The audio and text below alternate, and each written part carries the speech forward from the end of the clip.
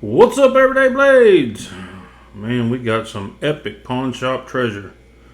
I get that same quote in the group when I post these pawn shop treasure. Man, we don't have pawn shops like that where I live. We don't either. This is unbelievable. You just don't find these at pawn shops. But here's the crazy thing. This is the second one of these G&G Deadlocks I've found. G&G Hawk Deadlocks that I've found at the same pawn shop. I didn't buy the first one.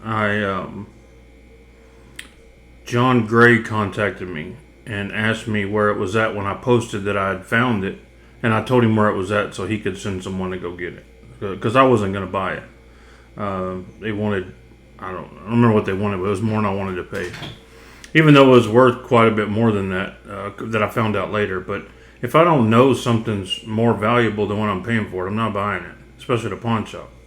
This I did know it was more valuable. I bought it and sold it to a friend, and I talked to him before I bought it, so we made a deal before I bought it, or as I was buying it. These are very expensive knives. These are very hard to come by. They have a cult following. I believe the blade is 20 CV, or it is 20 CV according here. This one was made in 2019. And has a patent number on it. This is one of my favorite things about it, is that clip. It's like on a springed. Look at that. Every single clip on the planet should be made like that. That is awesome. Has really nice ergos, really good grip, and the deployment is the best I've ever felt. These are things you expect. You pay this kind of money, this is what you would expect. Well, in my opinion, it lives up to all that. Now, would I buy one of these? Obviously I did, but I didn't buy it for me. I bought it to sell. And I wouldn't own one of these simply for the fact that it's out of my price range, not because it's not worth it. I love the Marfion Borka collab. The ones, I had two of them, but I knew I was only going to have them very shortly because they were like $2,500, $3,000. I was in a position where I sold a bunch of knives and I had the capital to pay for them, but I didn't have the capital to keep them, right? Because I didn't want to tie up $6,000 in two knives. I have a lot of knives to purchase to keep my channel going.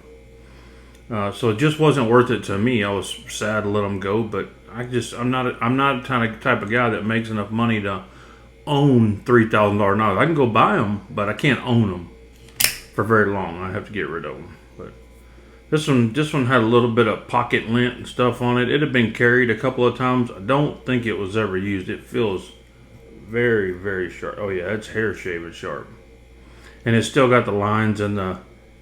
It's still got the lines in the blade where you can tell it was, they sharpened it. The maker sharpened it. Don't look like it's been resharpened to me. But the action is just killer. So I'm not a budget guy per se, but I'm $500 to $1,000 knife guy, right?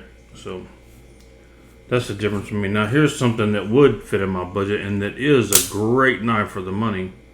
It's a Cobra Tech OTF. This is their highest end one. It's M390, and this feels really good for a couple of $100. I mean, this is a great knife for that. The blade is really, really tight for a $200 OTF, and they have really stepped up their game. I mean, they do.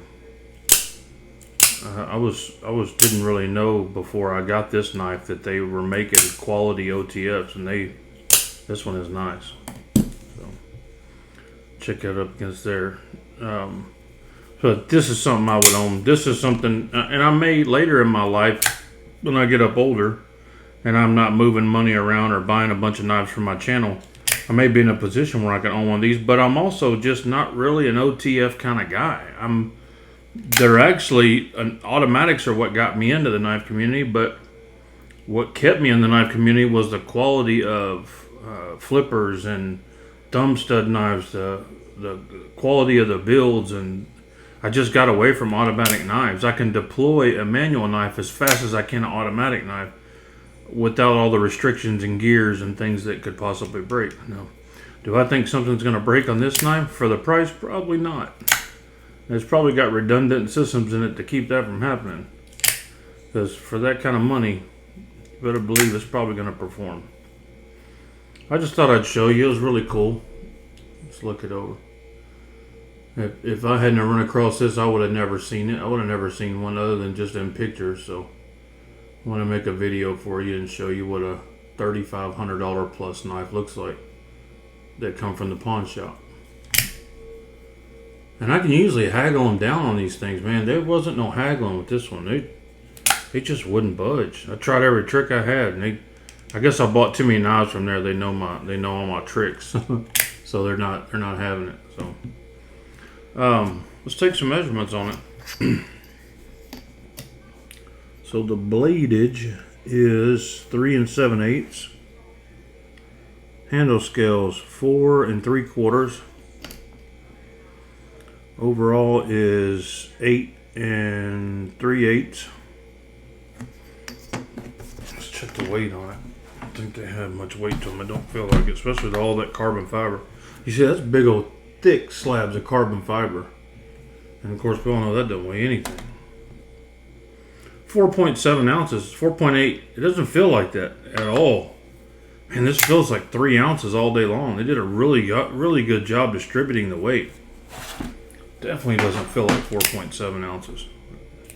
Great job. So this is going on to my friend. I wanted to make a video on it before I shipped it off.